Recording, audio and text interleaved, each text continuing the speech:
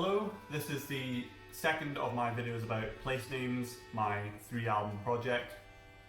In the first video I simply introduced place names as something I've been working away on kind of privately for the last few years, and today I'd like to talk generally about the 3-part trilogy structure as well as some of the themes of the albums.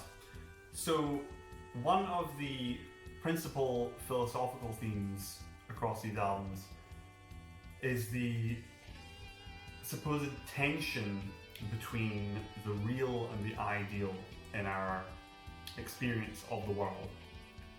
So to substantiate that a little bit, the first album is an attempt to get closer to the world, to overcome the apparent barriers that our thoughts and our imagination place between us and an unproblematic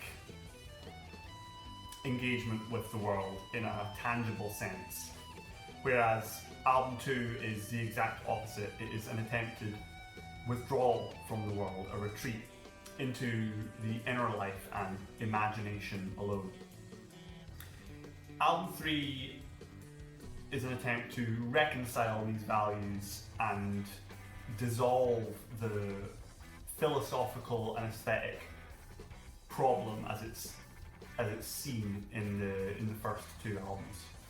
This sort of development follows a fairly classic structure of thesis, antithesis, synthesis, which is basically the idea that a position or a worldview is first asserted in the thesis, it's then rejected or negated or inverted in the antithesis, and then thirdly, in the synthesis, these 2 opposing views or positions are kind of compromised between.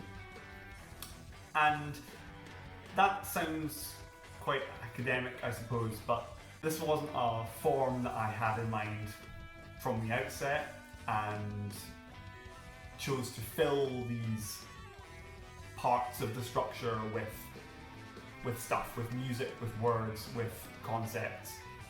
I was already developing these ideas and saw rather neatly this structure develop. I was already playing around with these sort of opposing values in a kind of philosophical aesthetic sense. So very broadly, the albums are philosophical in an artistic, playful way rather than a really pedantic, scrutinizing way, I hope.